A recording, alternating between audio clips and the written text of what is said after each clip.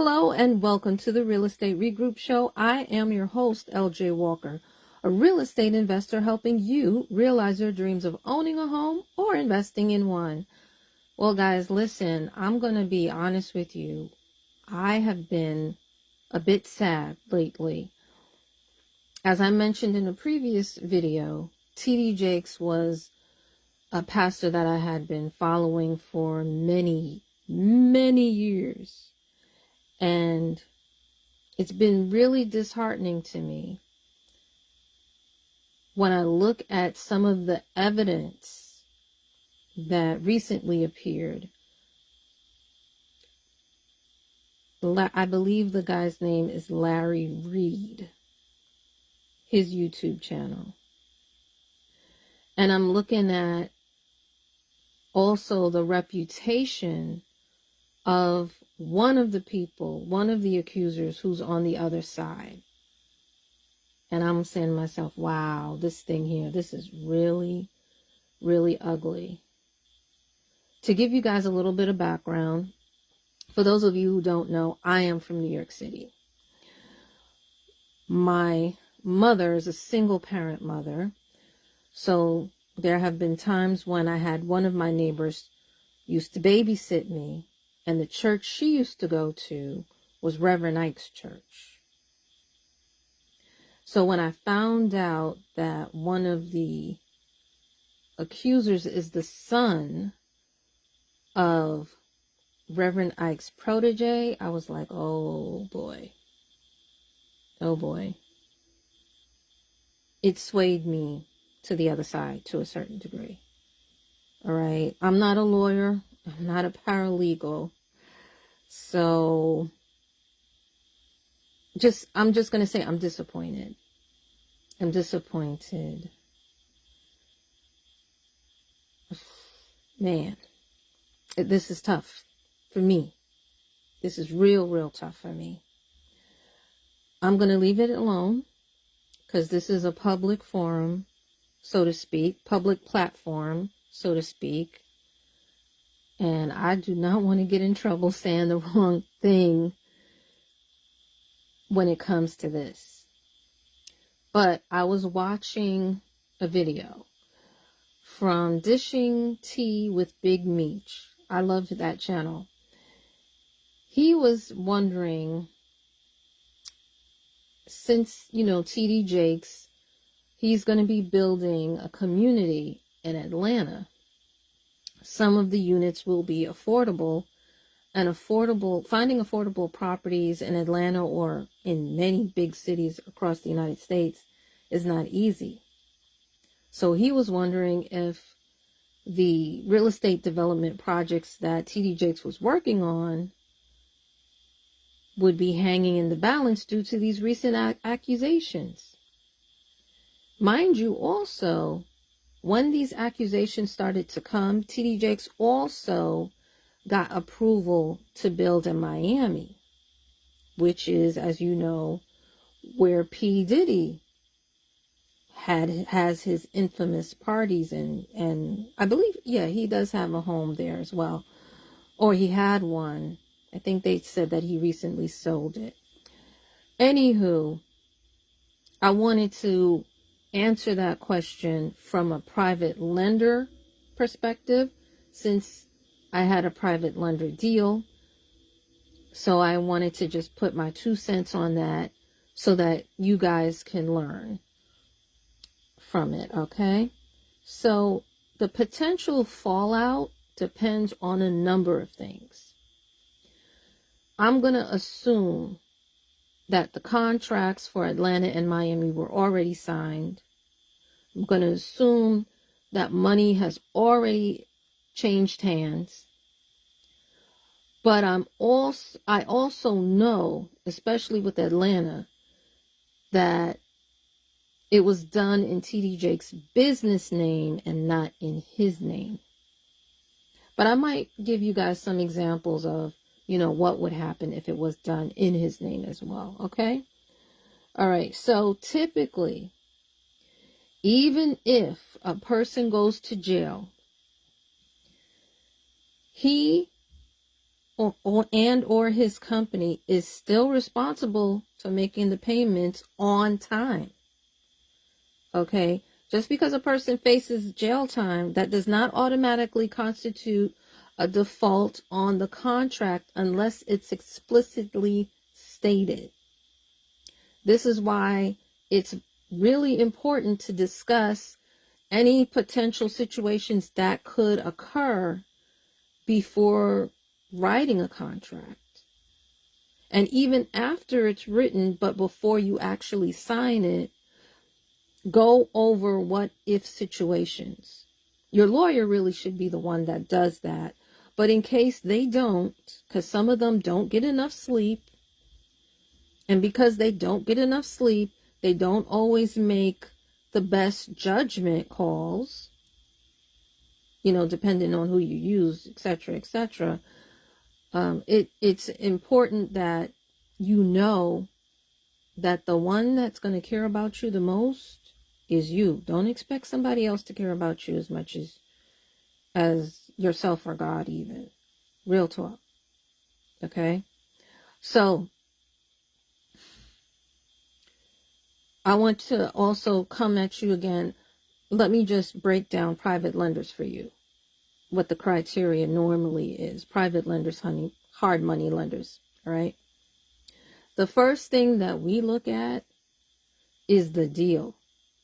Most of us. That's the first thing that we look at. We look at how much of a return we're going to get.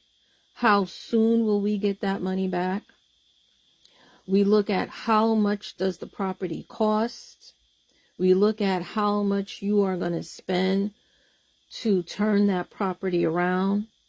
We scrutinize the deal first. Then we look at you, the borrower.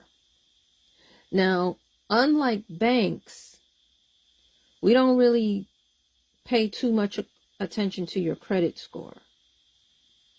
Because normally we're only in it for 5 to 6 months, maybe even a year. We're not like the bank who's in it for 30 years, even though banks typically turn around and sell your mortgage note anyway. But yeah, private lenders typically don't look at that. But we will look at your criminal background before anything is exchanged. The red flags for us typically is like if you get arrested for fraud or theft, burglary, that is typically a red flag for us. All right. The other thing too, as far as like the other crimes are concerned, if you committed a crime 10 years ago, a lot of times it's overlooked. Because we figured, well, you serve time and you haven't committed another crime since then, so you must have improved. You must have been rehabilitated, or whatever the proper terminology is on that, right? So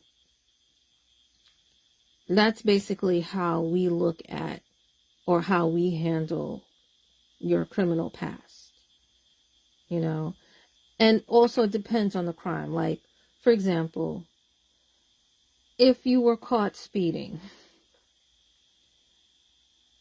and let's say that happened a few months ago, typically, you some places they make you do jail time, some places, most places normally that's not the case. Normally you just have to pay a fine or whatever. We don't really hold that over your head. Other places might, but private lenders and hard money lenders normally don't do that. All right. So then what is it? The other thing that we do, we look to see who's on your team, who's on your board, what are their roles, how are they going to handle unforeseen circumstances, what strategies would they take to mitigate risk. Now, this doesn't necessarily go into your contract. This is something that you would put, let's say, in a PowerPoint presentation or in a brochure to assure a private lender or hard money lender that they are going to get their money back on time with interest. So that's what we look at. Now, if the contract doesn't mention that at all, like doesn't say anything about whether or not you'll be in default if you go to jail, then the other thing that we look at is the time value. See, the clock is always ticking on development projects. They have to be completed within a specific time frame. Failure to meet these deadlines could lead to late fees, a minor 10%, and foreclosure. And if, particularly because I do contracts that are secured by real estate, I don't do the unsecured, because when it's secured by real estate, I get more, right? Now, these reasons that I pinpointed is why it is so important when you are looking at the clauses of the contract. It makes a difference. Okay. And again, I'm going to reiterate this again. Jail sentence doesn't constitute a default. So, and this is an assumption, TD Jakes projects could still continue if he goes to jail. Again, I got to be so careful with how I talk. So if he goes to jail, he is still responsible. His company is still responsible to pay on time. Okay. Now, let's say TD Jakes did not use let's say the paperwork wasn't under his company name. Let's say it was under his personal name. If it was under his personal name, then typically what people do is they let the lender know. They also will get a power of attorney, and it would have someone who they trust on it. And then they would have that person or somehow submit to you that power of attorney sheet so that you, the lender, know to expect the money from this particular person, that this particular person is the person to contact in case anything goes wrong. Right? Now, another thing that people do, if it's in their individual name and they have kids, little kids, right? Then I know I've heard of people putting properties in a trust, and that there are certain trusts that prevent creditors from going after it. But again, you would have to speak to your attorney, because I am not proficient in trusts. I just know that little teeny weeny bit, right? There's different types of trusts. They can be written in different kind of ways. And I don't believe all states have the same kind of trusts either. I think some work in some states while others work in another state. So that's another reason why you have to go to an attorney. And like I said, I'm not proficient enough, but I know that a lot of times people, just from my experience, that's what they do. They put the property in a trust. But this is a company. This is, I'm not sure if they would also put it in a trust. They could, but I don't think it's going to be that way in this particular case, because this is a community development. Okay. It's not like one single house. He's building apartment buildings, houses, movie theaters, supermarkets, the whole 9 yards. Like, he's building a community. That's what he got the green light on. All right. So in summary, what I'm saying is that everything as far as his TD Jakes real estate future, it depends on the contract that he signed, the team that he has, the elements as far as time is concerned, with and him making timely payments, or his company making timely payments. That is what's going to determine his future. Now, I would say it's possible that all of these accusations may slow things down. He may not be able to accomplish everything on time, but I don't think it's going to stop it. Okay, because at the end of the day, honestly, a lot of private lenders, they don't care if you don't finish the project. They want their money. They want the interest on the money when you said you was going to give them the money. That's what it's all about for them. Okay? And for me too, because that's what I'm doing. Right? Real talk. So guys, that's all I wanted to share with you.